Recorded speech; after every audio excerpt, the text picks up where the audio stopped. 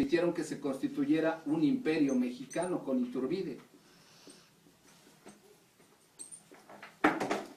Entonces, dice, número 1, reorganizar el Consejo de Indias. Acuérdate que el Consejo de Indias era una figura de administración donde se repartían los territorios conquistados o colonizados.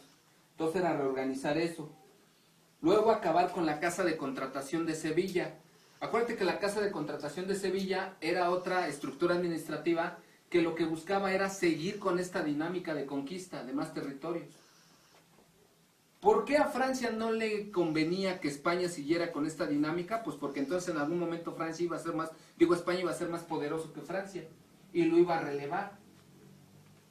Debilitar la influencia aristócrata en materia política, impulsar a la burguesía otorgándole cargos administrativos. ¿Qué son los burgueses o cuál es la figura de la burguesía? Bueno, los grandes burgueses del mundo son aquellas personas que tienen capital, tienen un poder económico, tienen influencia con el gobierno o vínculos con la alta iglesia o los altos jerarcas de la iglesia católica. Entonces, por el hecho de tener esos vínculos, tienen ciertas prebendas o ciertos privilegios. Entonces, fíjate, por eso era importante analizar cómo era la administración en el México antiguo para ver cómo evolucionó en la Nueva España.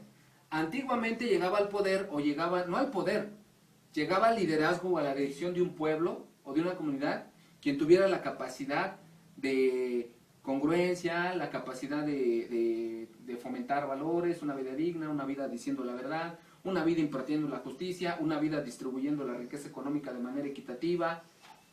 Y con las reformas borbónicas, ahora iba a llegar al poder quien tuviera el varo, quien tuviera el billete, quien tuviera el control económico de los recursos.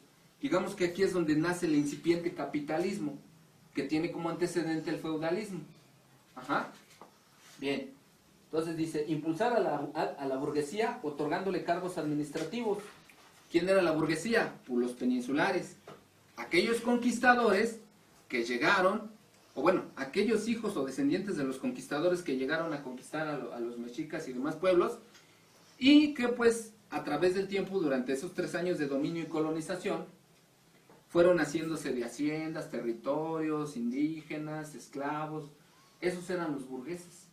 Ajá. Bien. Luego dice, modificar la división de la Nueva España al crear el sistema de intendencias, 12 intendencias y 4 gobiernos con la finalidad de restar poder a los virreyes. O sea, en cierto momento, Francia con sus reformas borbónicas buscó quitarle poder de influencia, autoridad a la figura del virrey. ¿Para qué?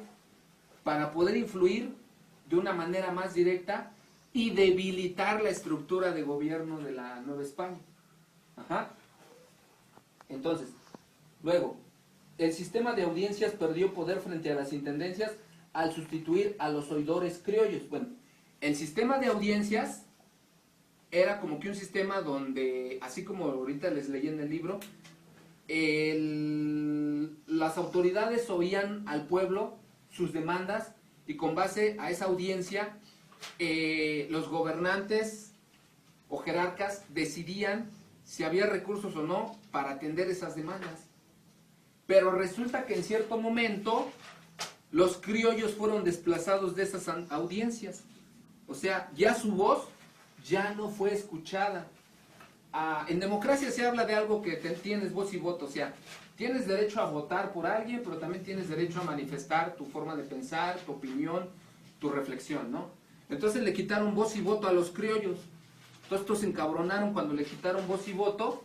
Entonces fue cuando dijeron, no, los peninsulares ya se están pasando de gandallas. Lo que vamos a hacer es que vamos a hacer un movimiento insurgente donde nos vamos a rebelar contra los peninsulares, los vamos a quitar del poder y nos vamos a quedar nosotros. Y esto vamos a hacerlo ahorita en este momento que Francia, con sus reformas borbónicas, está amenazando la estructura administrativa y jerárquica de la Nueva España. Si no lo hacemos en este momento, no lo vamos a poder hacer en otro momento, porque ahorita se está debilitando el gobierno de la Nueva España.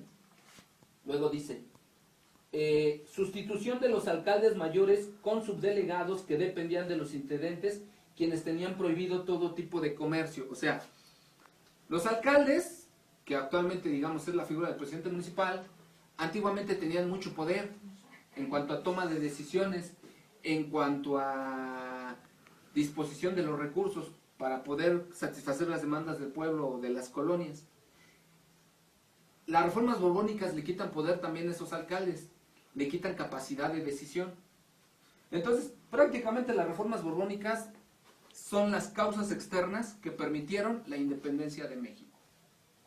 Las causas internas que permitieron la independencia de México, pues fue el hartazgo del pueblo indígena, el exceso de esclavitud, el exceso de abuso de poder,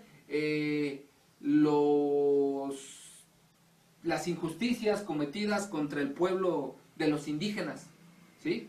De hecho hay una película que se llama Hidalgo, la historia jamás contada, donde pasan una escena donde está Allende y está Hidalgo y están así como que sacados de onda, ¿no? Porque llegan a la algóldiga de Granaditas y una vez que entran, la empiezan a saquear, ¿no? Y Allende como que es más institucional, es más recto, es como que más centrado, le dice a Hidalgo, deténlos, diles que dejen de hacer su desastre, diles que dejen de saquear las alforjas. Hidalgo solamente le dice, no puedo. ¿Por qué? Se están cobrando una deuda de 500 años de esclavitud, de saqueo, de humillación, de indignificación. No los puedo detener. Si tú puedes, deténlos. Pero simplemente están aplicando la ley del ojo por ojo, diente por diente. Ajá, no los puedo detener. Y de hecho esto fue lo que generó un quebrantamiento entre la alianza entre Allende e Hidalgo. Y debilitó en cierta forma la lucha independentista. Porque en este momento Hidalgo ya tuvo que seguir solo. Ajá. Entonces a lo mejor por eso fue más fácil capturarlo o derrotarlo. Bien. En materia económica, ¿cuáles fueron las reformas borbónicas? Crear puestos de visitadores y revisores encargados de hacer auditorías a la Real Hacienda. Bueno, por ahí se dio el pitazo que la Real Hacienda estaba enriqueciéndose a grandes escalas, que no estaba reportando el dinero que entraba a las arcas de la Nueva España y se lo estaban clavando, no se lo estaban reportando a España. Entonces, la reforma borbónica en materia económica dijo que iba a haber visitadores. ¿Qué son los visitadores? O auditores, o lo que hoy en día se llama así como que contraloría. Son los que se encargan de auditar, de ver, de supervisar que los recursos se estén utilizando de manera adecuada, que las tareas se estén llevando a cabo conforme a lo establecido en una planeación, en un programa de trabajo. Esos son los visitadores, ¿no? Lo que hoy en día se llaman supervisores o auditores.